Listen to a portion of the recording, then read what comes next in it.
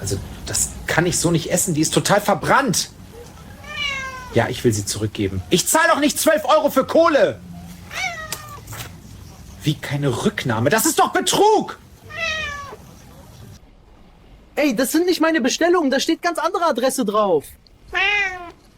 Was heißt denn Miau? Ich kann die so nicht ausliefern. Ich krieg Ärger, wenn ich schon wieder zu spät bin.